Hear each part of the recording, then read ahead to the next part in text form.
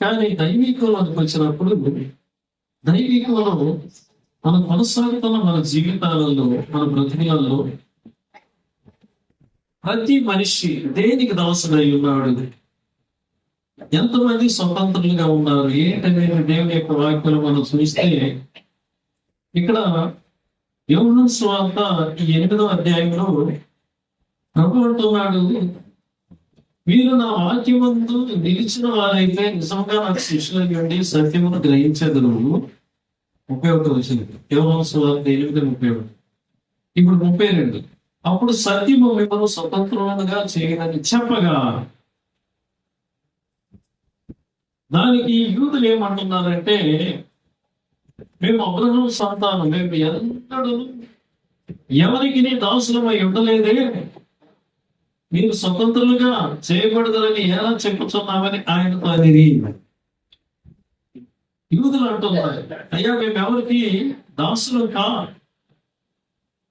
మీరు చెప్పే మాట ఏంటయ్యా? సత్యము మిమ్మల్ని స్వతంత్రంగా చేస్తున్నా అంటున్నా, మేము అబ్రహాము సంతానం, మేము ఎవరికి దాసులం కా, మాకు స్వాతంత్రంతో ఏం పని? దాసులుగా ఉన్నటువంటి వాళ్ళకే స్వాతంత్రం అవసరం, కాబట్టి మేము దాసులం కాదు, మేము స్వతంత్రులమే అంటున్నారు వాడు. అందుకు ప్రభు అంటున్నాడు 34 వచనంలో, పాపం చేయని ప్రతి వాడును పాపములకు దాసుడని మీతో నిశ్చయముగా చెప్పుచున్నాను. ప్రియమైనటువంటి దేవుని బిడ్డలారా గమనించండి, దేవుని యొక్క వాక్యమును పాపము చేయ ప్రతి వాడును పాపములకు దాసుడు అని వాక్యం సెలవిస్తున్నది. మనం యోహాను సువార్త 4వ అధ్యాయానికి వెళ్తే అక్కడ ఒక స్త్రీ కనిపిస్తున్నారు, సమరయ స్త్రీ. పేరు లేదు కానీ సమరయ అనేది వాళ్ళ తెగ, సమరయులు. ఆమె స్వతంత్రంగా బట్ట బయలుకి ఎప్పుడు కూడా బయటికి రాదు. ఊరంతా కూడా మోగపోయినప్పుడు, వాళ్ళ పనులలో వాళ్ళు ఉన్నప్పుడు, ఊరంతా కూడా నిశ్శబ్దంగా ఉన్నప్పుడు ఆమె పనికి బయటకు వస్తుంది. ఆ పని ఆమె చూసుకొని బయటికి ఇంట్లో చేరుకోకున్నారు. అది ఆమె జీవితం. ఒకసారి ఆమె నీళ్ల కడవలు ఎత్తుకొని నీళ్లకని వచ్చింది. వచ్చినప్పుడు యోహాను సువార్త 4వ అధ్యాయంలో ఈ సన్నివేశాన్ని మనం చూస్తాం. ఆమెనే అడుగుతాడు ఆయన, దాహానికి నీళ్ళు తల్లి అని. ప్రియమైన దేవుని బిడ్డలారా ఉంటుంది, అయ్యా యూదులకి మాకు కుదరదు అంటే, యూదులు అంటే వాళ్ళు హై కాస్ట్ పీపుల్, వాళ్ళు అగ్రకులాల వారు. మేము సమరీలు, మేము చాలా అంటరానేటువంటి వాళ్ళు అన్న లెక్కలో మాట్లాడుతుంది. అయినా ప్రభు అంటాడు ఆమెతో, నీళ్ళే తల్లి. ఆ స్థలంలో కొంత సంభాషణ జరుగుతుంది. జరిగినప్పుడు ఆయన అంటాడు, ఈ నీళ్లు త్రాగు ప్రతి వాడు దాహం కొట్టాడు, నేనిచ్చిన నీళ్లు ఎప్పటికీ దాహం కొనడు అన్నప్పుడు అంకెక్కడ నేను ఆశ కలుగుతుంది. అబ్బా, నీళ్లు కనుక తాగితే ఇక నేను ఈ కుండ తీసుకొని బావి దగ్గరికి రావాల్సిన పని ఉండదు, ఇదంతా ఉండదు. నా పని ఏదో, నా బాధ ఏదో, నా కష్టం ఏదో నా ఇంట్లోనే పడతాను అని అప్పుడు అంటుంది ఆమె. అయ్యా అలాగైతే ఆ నీళ్లు నాకు ఇవ్వయ్యా అన్నప్పుడు 15వ వచనంలో, యోహాను సువార్త 4వ అధ్యాయం 15వ వచనంలో, నేను ఎన్నడూ దప్పికొనుకుంటున్నట్లుగా చేదుకునేదానికి ఇంత దూరం రాకుండా ఆ నీళ్లు నాకు దయచేయ్యా అని అడుగుతున్నాడు. ఆహా, నేను ఇవ్వను అని అనడు ఆయన. అప్పుడు ఆయన అంటాడు 16వ వచనంలో, నీ వెళ్ళి నీ పెనిమిటిని తెలుసుకొని ఇక్కడికి రా అంటాడు. అయ్యా నాకు పెనిమిటి లేడయ్యా. అప్పుడు ఆయన అంటాడు, నువ్వు పెనిమిటి లేదన్న సంగతి చెప్పావు, నిజమే, వాస్తవమే, నీకు 5 పెనిమిట్లు ఉన్నారు.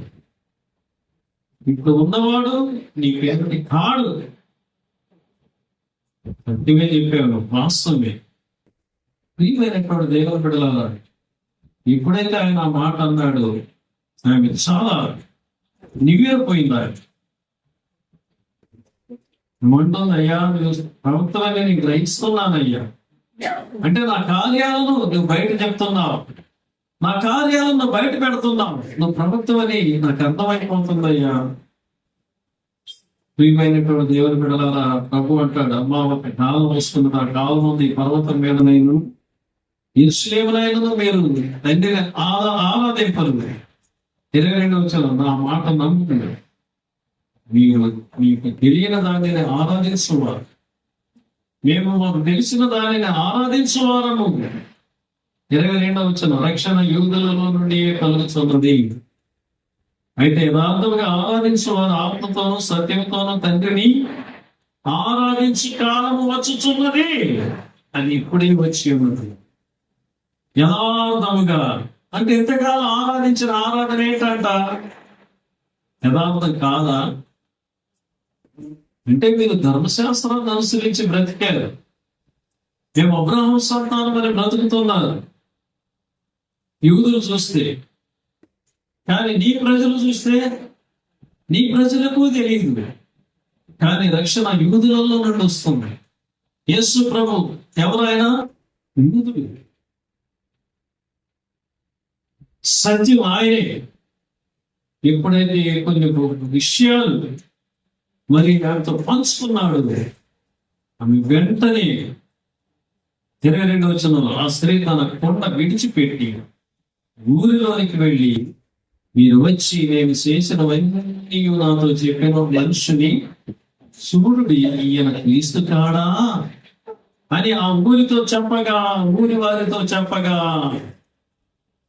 ఈ వెళ్ళి సువార్త చెప్తుంది. ఇప్పుడు ఒకప్పుడు దొంగ దాపర జీవితం జీవించినటువంటి స్త్రీ, పాపము చేయవాడు పాపములకు దాసుడు, పాపము చేయవారు బహిరంగంగా రాలేరు, పాపం చేయవారు దేవుని మాటలు చెప్పలేరు. అలా చెప్పిన ఆ మాటలు పని చెయ్యవు. ఎప్పుడైతే ఈ స్త్రీ ఆ కొండని విడిచిపెట్టి ఊరిలోనికి వెళ్ళి ఊరిలో వాళ్ళందరితో చెప్తున్నది, మీరు వచ్చి నేను చేసినవన్నీ నాతో చెప్పినటువంటి ఆ మనుషుని చూడండి, నేను క్రీస్తు కాదా, రండి. కనుక క్రీస్తునందు ప్రియమైనటువంటి దేవుని బిడ్డలారా, పాపము చేయవాడు పాపమునకు దాసుడు, సత్యము కుమారుడు మిమ్మును స్వతంత్రులుగా చేసిన మీరు నిజముగా స్వతంత్రులై ఇందుకు. యోహాను సువార్త 8వ అధ్యాయంలో ఉన్న మాట 36 వచనంలో, సత్యం అనగా యేసుక్రీస్తు, నేనే మార్గమును సత్యమును జీవమునై. చాలా మంది అంటారు ఇక్కడ సత్యమే లేదు, మేము పోయే దగ్గర సత్యం అబ్బా భలే ఉంది, టన్నులో ఉంది సత్యము, కింటాలు ఉంది, కేజీలు ఉంది సత్యము, రాండి అనేది. ఇక్కడ సత్యమే లేదు. ఆ మాట రావాలని అడగాల, సత్యం అంటే ఏంటనే. సింపుల్, యేసు ప్రభు నేనే మార్గము సత్యము జీవము. ఆయన ఎప్పుడైతే అంత మాట్లాడాడు, తన స్థితి తను అల్లారా గ్రహించిందో, తన ఆ కొండను విడిచిపెట్టి ఊళ్ళకి వెళ్ళి సువార్త చెప్పిందండి. స్వతంత్రంగా వెళ్ళింది, ఆనందంగా వెళ్ళింది. పాపం తనలో నుండి పారిపోయింది, పాపంలో నుండి బయటపడింది. అంటే వెళ్ళినప్పుడు జరిగిన సన్నివేశం చూడండి. ఆ ఊరే ఆయన దగ్గరికి వచ్చింది. ఆయన 40 వచనం చూడండి, 39 వచనం, నేను చేసినవన్నీ నాతో చెప్పినని సాక్ష్యం ఇచ్చిన స్త్రీ యొక్క మాటను బట్టి ఆ ఊరిలోని సమరయులు అనేకులు ఆయన యందు విశ్వాసం ఉంచేది. ఆమె ఇచ్చినటువంటి సాక్ష్యాన్ని బట్టి అనేకులు యేసు ప్రభువునందు విశ్వాసం ఉంచారు. విషయం ఏంటి? సత్యము ఆమెను స్వతంత్రాలుగా చేసింది. సత్యం ఎవరు? యేసు ప్రభువు. యేసు ప్రభువే సంధించినప్పుడు, యేసు ప్రభు వారే ఆమెకి విడుదలనిచ్చినప్పుడు మనుషులతో పని ఏంటి కాదు, పరిశుద్ధాత్మ దేవుడు ఆమెలో నింపబడ్డాడు. వెళ్ళింది, స్వతంత్రంగా చెప్పింది అనేకులకి సువార్తం. ప్రియమైన దేవుని బిడ్డలారా, ఆమె యొక్క సాక్ష్యాన్ని బట్టి అనేకులు ఆయన యందు విశ్వాసం ఉంచారండి. 40వ వచనంలో చూస్తే, ఆ సమరయులు ఆయన యొద్దకు వచ్చి తమ యొద్ద ఉండమని ఆయనను వేడుకొనిరి. హల్లెలూయా, హల్లెలూయా. కుమారుడు మిమ్మల్ని స్వతంత్రులుగా చేసిన యెడల మీరు నిజముగా స్వతంత్రులై పాపము చేయి ప్రతి వాడు పాపములకు దాసుడు అని వాక్యం సెలవిస్తుంది. పాపం అంటే ఏంటి? ఆజ్ఞాతిక్రమమే పాపం. ఏదైతే మనం చెయ్యకూడదు అది చేస్తేనే పాపం. ఏదైతే మాట్లాడకూడదో ఆ మాట్లాడేదే పాపం. ఒక్కసారి నేను పరిశోధన చేసి, నువ్వు దేనికి దాసురాలు అయినా, ఏ దాసత్వపు కాడి కింద ఉన్నావో ఆలోచన ఒక్కసారి. కనుక క్రీస్తునందు ప్రియమైనటువంటి దేవుని బిడ్డలారా, దేవుడు మనకి ఇచ్చినటువంటి స్వాతంత్రం గొప్పది.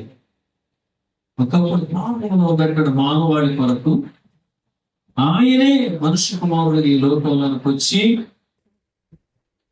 ఆయన తన ప్రాణాన్ని నీ కొరకు నా కొరకు దానం చేసి, నీవు నేను విలువ పెట్టి కొనబడినటువంటి బిడ్డలు. దేవుని యొక్క వాక్యం స్పష్టంగా చెప్తా ఉంటుంది. కనుక ప్రియమైనటువంటి దేవుని బిడ్డలారా, తన రక్తము ద్వారా నిన్ను నన్ను పొందాడు, విమోచించాడు. ఆ పాపం అనే దాస్యం కింద నుండి, దాస్యపు కాడి కింద నుండి విమోచించాడు ఆయన.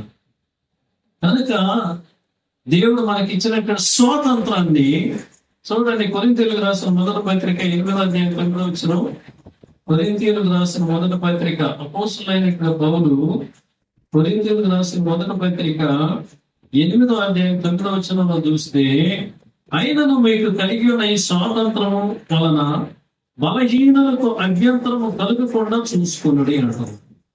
దేవుడు మనకు స్వాతంత్రం ఇచ్చాడనేసి కొందరు బలహీనులు ఉంటారు. ఆత్మీయ జీవితంలో, విశ్వాస జీవితంలో, ప్రార్థనా జీవితంలో లోతైనటువంటి అనుభవం లేనటువంటి వాళ్ళ దగ్గర మనం స్వతంత్రంగా మనం మాట్లాడేటప్పుడు ఎలా ఉంటుందంటే వాళ్ళకి కష్టంగా ఉంటుంది, వాళ్ళకి కొద్దిగా బాధగా ఉంది. కానీ అలాంటి వాళ్ళకి అభ్యంతరాలు కలగకుండా చూసుకోండి అని ఆయన మనకి హెచ్చరిక చేస్తున్నాడు. అంత మాత్రమే కాకుండా ఆయన అంటాడు 6వ అధ్యాయంలో, కొరింథీయులకు రాసిన మొదటి పత్రిక 6వ అధ్యాయంలో 12వ వచనాన్ని చూడండి. అన్నిటి యందు నాకు స్వాతంత్రం కలదు కానీ అన్నీ చేయదగినవి కావు అని అంటారు. కాబట్టి ప్రియమైనటువంటి దేవుని బిడ్డలారా, అన్నిటి యందు నాకు స్వాతంత్రం కలదు కానీ నేను దేని చేతను నొల్లను అంటారు. నేను దేనికి లోపడను, దేవునికి మాత్రమే లోపడను. అన్నిటి యందు నాకు స్వాతంత్రం కలదు కానీ అన్ని చేయదగినవి కావు. దేవుడు మనకు స్వాతంత్రం ఇచ్చాడని, పాపం నుండి విడుదల పొందామని, మనము దేవుని యొక్క అభిషేకాన్ని పొందినటువంటి వాళ్ళమని, దేవుని వాక్యం మనం తెలిసినటువంటి వాళ్ళమని, ప్రార్థన మనకు తెలుసని, బలహీనుల దగ్గర మనం కొంత స్వాతంత్రాన్ని మనం కానీ బట్టబయలు చేసుకున్నామంటే అది వాళ్ళకి కష్టంగా ఉంటుంది. జాగ్రత్త అని అంటాడు. కాబట్టి గలతీయులకు రాసిన పత్రిక 5వ అధ్యాయంలో 13వ వచనాన్ని కనుక మనం చూస్తే ఇక్కడ ఇంకా స్పష్టంగా చెప్తా ఉంటాడు. గలాతీయ 5వ అధ్యాయం 13వ వచనం పార్కు. గలాతీయ 5వ అధ్యాయం 13వ వచనం, సహోదరులారా మీరు స్వతంత్రులుగా ఉన్నట్టుగా పిలువబడితే, దేనికి పిలువబడ్డాం మనం? స్వతంత్రులుగా, దాసులుగా ఉండడానికి కాదు, దాస్యపు కాడి కింద నలిగిపోవటానికి కాదు, పాపపు కాడి కింద నలిగిపోవటానికి కాదు, అప్పుల కాడి కింద నలిగిపోవటానికి కాదు, వ్యాధుల కాడి కింద నలిగిపోవటానికి కాదు, శాపపు కాడి క్రింద నలిగిపోవటానికి కాదండి.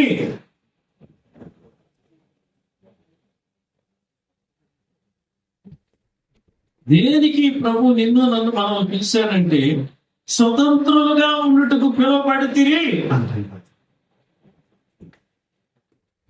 స్వతంత్రులుగా ఉండడానికి, దేని క్రింద దాసులుగా ఉండడానికి, నువ్వు నలిగిపోవడానికి, ఆ దాసు కాడికి నీ మెడ మీద పెట్టుకొని మోసేదానికి కాదు. మీ సహోదరులారా మీరు స్వతంత్రులుగా ఉండటకు పిలువబడితే,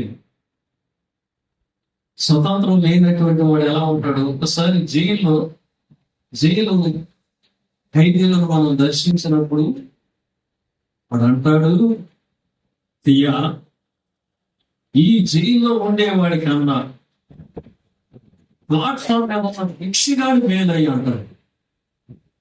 బస్టాండ్లో పండుగ నుండే భిక్షగాడు మేలు. ఎందుకంటే వాడు స్వతంత్రంగా తిరుగుతాడు, వాడు ఎన్ని అంగళ్ళైనా తిరుగుతాడు, వాడు ఏ ఊరైనా పోతాడు, వాడు ఏ చెట్టు క్రిందైనా కూర్చుంటాడు, వాడి ఒంట్లో బలం ఉండి శక్తి ఉండి ఇంకా వాడు కష్టపడి జీవించగలిగే స్వతంత్రం కూడా వాడికి ఉంటుంది. ఇది నానాటికి గతాన్ని జ్ఞాపకం చేసుకుంటూ దినదినము చనిపోయే జీవితం అయ్యాయి జైలు జీవితం. బంధింపబడినటువంటి స్థితి. ప్రియమైన దేవుడు నీకు స్వాతంత్రం చేశాడు. నువ్వు పిలిస్తే పలుకుతాడు ఆయన. ప్రభా నువ్వు నా దేవుడు అంటే అవును అంటాడు ఆయన. ప్రభా నేను నీ బిడ్డనయ్యా, ఎందుకంటే నా కొరకు నీ రక్తాన్ని చెందించావయ్యా, నేను ఈ కాడి క్రింద ఉన్నానయ్యా, నన్ను విమోచించు ప్రభు అంటే ఒకే బిడ్డ అనిచ్చి నీ చేయి అంటాడు ఆయన.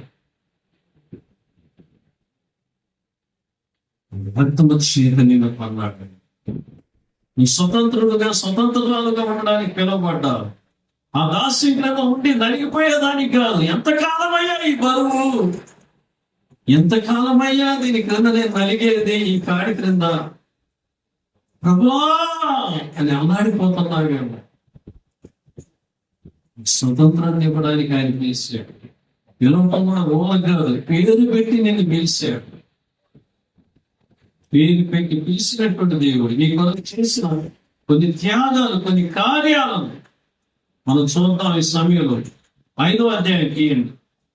గలతీయులకు రాసినటువంటి పత్రికలోనే 5వ అధ్యాయంలో చదివినటువంటి మాట ఈ 13వ వచనంలో ఆయన అంటున్నాడు, మీరు స్వతంత్రులుగా ఉండడం పిలువబడింది. అయితే ఒక మాట ఏందంట మాట, ఆ స్వాతంత్ర్యమును శరీర క్రియలకు హేతువుగా చేసుకొనక ప్రేమ కలిగిన వారై ఒకరినొకడు దాసులై ఉండుడి. హల్లెలూయా, హల్లెలూయా. దేవుని బిడ్డలన్నమాట ప్రేమ కలిగి ఉండమంటున్నాడు. ఒకరినొకడు దాసులై ఉండమంటున్నాడు. అంటే ఒకరికొకరు పరిచయం చేసుకోండి, ఒకరినొకరు పరామర్శించుకోండి, ఒకరినొకరికి లోబడి ఉందండి. అవును ప్రియమైనటువంటి దేవుడు, ప్రభు కోరున్నది ఇదే మన దగ్గర నుండి. ఆయన ఎదురు చూసేది కూడా ఇదే. కనుక ఈ యొక్క సమయంలో నిజంగా దేవుని యొక్క వాక్యం ఎంతో స్పష్టంగా ఆయన మనతో మాట్లాడుతున్నాడు. ఎంత స్పష్టంగా ఆయన మనం ఆదరిస్తున్నాడు ఆయన. చూడండి, కొరింథీయులకు రాసిన మొదటి పత్రిక 6వ అధ్యాయం 12వ వచనం. 6వ అధ్యాయం 12వ వచనం. కొరింథీయులకు రాసినటువంటి మొదటి పత్రిక 6వ అధ్యాయము 19వ వచనం. 12 కాదు, 19వ వచనం. మీ దేహం దేవుని వలన మీకు అనుగ్రహింపబడి మీలోనున్న పరిశుద్ధాత్మక ఆలయమై ఉన్నదని మీరు ఎరుగరా? ఇప్పుడు చదవండి 20వ వచనాన్ని. మీరు మీ సొత్తు కాదు, మీ సొత్తు కాదు, విలువ పెట్టి కొనబడిన వారు గనుక మీ దేహంతో దేవుని మహిమపరచు. విలువ పెట్టి కొనబడినటువంటి నిన్ను పిలిచాడు ఆయన. స్వతంత్రులుగా ఉండడానికి తెలిసిన దేవుడు నీకు విలువ పెట్టి కొనబడినటువంటి వారైన నిన్ను కొన్నాడు తన రక్తం చేత. నీవు ఆయన బిడ్డవి, నీవు ఆయన సొత్తువి. ఆయన చూద్దాం. హల్లెలూయా, హల్లెలూయా. కనుక క్రీస్తునందు ప్రియమైనటువంటి దేవుని బిడ్డలారా, మన జీవితాలలో కొన్ని కార్యాలను మనం తలచినప్పుడు ఆయనకి ఏ విధంగా కృతజ్ఞతలు చెప్పాలో మనకే అర్థం కాదు. కొన్ని సందర్భాలలో కొందరు అప్పుల బాధలతో నలిగిపోతా ఉంటారు. 2వ రాజుల గ్రంథం 4వ అధ్యాయం 4వ అధ్యాయంలో మనం చూస్తే ఒక ప్రవక్త భార్య తన 2 బిడ్డలను చూసుకొని అల్లాడిపోతా ఉంది.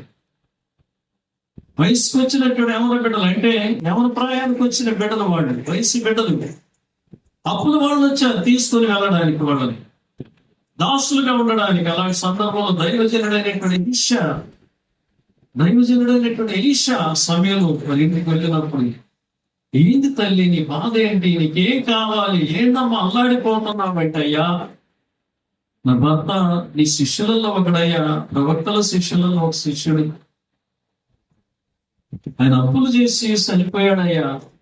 అప్పుల వాళ్ళు వచ్చి నా బిడ్డలను తీసుకుని వెళ్ళడానికి రోజు వచ్చి నన్ను చాలా తొందర చేస్తున్నారు. ఇది నా పరిస్థితి అయ్యా. అలాగా, సరే నీ దగ్గర ఏమున్నాయి? ఈ పాత్రలు ఉన్నాయ్యా, ఈ నీరు కొంత మాత్రమే ఉన్నదయ్యా, ఇది తప్ప వేరేం లేదయ్యా. సరే, మీ పొరుగు వారి దగ్గరికి వెళ్ళి కావలసినటువంటి పాత్రలు, పొట్టి పాత్రలు ఎన్ని తెచ్చుకుంటారో తెచ్చుకో, ఎరువు తెచ్చుకో, బాడుకి తెచ్చుకో, బదులు తీసుకొచ్చుకో. సరేనయ్యా. పిల్లలు మీలాంటి వాళ్ళ దగ్గరికి వచ్చి పాపని ఇవన్నీ ఏదో ఇచ్చారు, అడిగారు, మీరు అందరు ఇచ్చారు.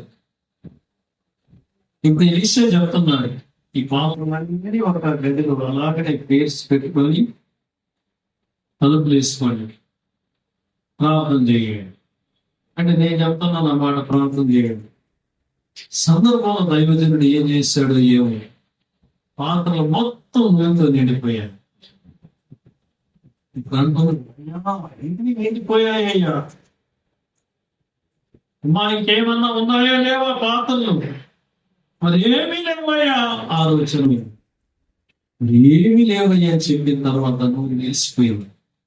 ఇప్పుడు దైవజనుడు అంటున్నాడు, వీళ్ళి నువ్వు నేను అమ్మి మీ అప్పు తీర్చి మిగిలిన దానితో నీవు నీ పిల్లలకు బ్రతుకుడని అనిపించాడు. అప్పులు అనే దాస్యం కాడి అప్పు ప్రియమైనటువంటి దేవుడు ఎంతకాలం కట్టుకుంటున్నావు? ఎంతకాలం అప్పులనే దాస్యం కింద ఉన్నావు? నువ్వు చేసే ప్రార్థన దేవుడు యొక్క దాసత్వంలో నుండి దేవుడిని బయటకు తీసుకొని వచ్చును గాక. హల్లెలూయా. కనుక ప్రియమైన దేవుని బిడ్డలారా, అప్పుడు వడ్డీని హీబ్రూ భాషలో ఏమంటారంటే నిషాక్ అంటారు. నిషాక్, NISAC, నిషాక్. నిషాక్ అంటే కార్డు అని అన్నారు, పాము కార్డు. మన వడ్డీ అంటున్నారు స్టైల్గా, కానీ హీబ్రూలో హెబ్రీలో దాన్ని ఏమంటారంటే కార్డు, నిషాక్. అంటే ఈ పాము కార్డుకి నెలకి ఎన్నిసార్లు, ఎంత మంది, ఎన్ని నెలలు ఈ కార్డుకు బలి అవుతున్నారు. అప్పుడు దేవుడు నేను స్వతంత్రాలుగా చేస్తాడు, స్వతంత్రుడిగా చేస్తాడు. ఆయనే నిన్ను బయటికి తీసుకొని వస్తాడు. ఆయన చేతులకు అప్పచెప్పు, ప్రభు ఇదిగో నా చేయి నీకు అందజేస్తాడు, అందిస్తున్నాను, బలపరుస్తున్నాడు. ఈ దాస్యంలో నుండి, ఎప్పులని దాస్యంలో నుండి నన్ను బయటికి తీసుకొని రా ప్రభు. ఈ పాపపు దాస్యంలో నుండి నన్ను బయటికి తీసుకొని రా ప్రభు. ఈ రోగమనే దాస్యంలో నుండి నన్ను బయటికి తీసుకొని రా ప్రభు. యోహాను సువార్త 5వ అధ్యాయంలో 38 సంవత్సరాలుగా అప్పుడు ఉన్నాడు, వ్యాధిగ్రస్తుడు, అల్లాడిపోతా ఉన్నాడు. అలాంటి వాడిని ఒక దినాన ప్రభు సంధించి అలాంటి వారితో దేవుడు మాట్లాడాడండి. అలాంటి వాడిని కనికరించాడు. నువ్వు స్వస్థపరచబడబోతున్నావా? షార్ట్గా చెప్తాను, అవును ప్రభు. లీసిని పరిపెట్టుకున్నాడు. 38 సంవత్సరాల వ్యాధితో ఉన్నటువంటి వాడు వ్యాధి అనే దాస్యపు కాడి క్రింద నువ్వు ఉన్నావేమో అడుగు ప్రభు. ఇన్ని సంవత్సరాలకి ఒకరు పోతే ఒకరు వ్యాధిగ్రస్తులయ్యా నా ఇంటి కనికరించు ప్రభు. ఖచ్చితంగా ఆయన వచ్చింది అందుకే, దాస్యం అనే కాడి క్రింద నుండి నిన్ను విడిపించడానికే ఆయన వచ్చాడు. కుమారుడు నిన్ను స్వతంత్రంగా చేస్తే నువ్వు స్వతంత్రుడు అవుతావు, స్వతంత్రాలు అవుతావు. ఆయన రక్తం చేత కొనబడిన బిడ్డలు నీవు ఆయన సొత్తువి. నువ్వు విలువ పెట్టి కొనబడినట్టు బిడ్డ. మనుషుల యొక్క దృష్టికి నువ్వు తప్పుగా నేను చూడొచ్చేమో. నువ్వు బాడుగింట్లో ఉన్నావనో, లేకపోతే ఇప్పుడు వ్యాధిగ్రస్తురాలుగా ఉన్నావనో, లేకపోతే అప్పులలో ఉన్నావనో నేను తక్కువగా చూడొచ్చేమో. కానీ నిన్ను సృష్టించినటువంటి దేవుడు, పరలోకమందున్నటువంటి ఆ మహనీయుడు, మహోన్నతుడైన యొక్క దేవుని యొక్క బిడ్డ నీవు. హల్లెలూయా చెప్పు, హల్లెలూయా. నువ్వు ఆయన సొత్తు. నిన్ను ఆయన ఊరకు వదిలిపెట్టాడు. నేను ప్రభా ఈ దాస్యపు కాడి క్రింద నేను నలిగిపోతున్నాను, అడుగు. ఖచ్చితంగా దేవుడు ఏం చేస్తాడు. దేవుడి మాటలు దీవించును గాక. మహోగరుడమైన మా పరలోకపు తండ్రి, మహా ఉన్నతమైన స్థలంలో నివాసం చేయవాడు. మా దేశం 80వ సంవత్సరపు వార్షికోత్సవ స్వతంత్ర దినాన్ని నవ్వా జరుపుకుంటుంది. గొప్ప ఉన్నతమైనటువంటి స్వతంత్ర సమర యోధుల గురించి మీరు వింటున్నాను తండ్రి. మీ స్తోత్రం. మీరు మా దేశానికి ఇచ్చిన స్వాతంత్రాన్ని బట్టి మా దేశాన్ని మీరు ఆశీర్వదించి దీవించండి అయ్యా. మా దేశంలో ఈ సమాధానాన్ని ఉంచండి ప్రభా. ఏ రీతిగా నాయన ప్రభా ఈరోజు ఈ వాక్యం వింటున్నా బిడ్డలు ఏ దాస్యపు కాడి క్రింద నీ బిడ్డలు చిక్కుబాటై బయటికి రాలేని స్థితిలో ఉన్నారు నాయన. ఆ దాస్యములో నుండి, ఆ బానిసత్వంలో నుండి నీ బిడ్డలకి మీరు విడుదల దయచేయండి, సహాయం చేయండి, స్వతంత్రులుగా చేయండి. నేను సంపూర్ణమైన మనస్సు ఆత్మతో సత్యముతో ఆరాధించగలిగే భాగ్యాన్ని దయచేయండి. యేసు నామములో అడుగుతున్నాం తండ్రి.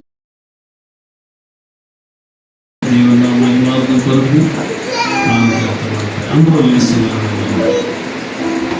నావన్నీ అంగీకరించి మీ దేవ మన్నెప్పుడు నీవు గౌరవించండి అనే పాటతో దేవుడు నామమును ప్రయత్నిస్తున్నాం. అందరూ వేస్తున్నారు పాడుపరచుడుగా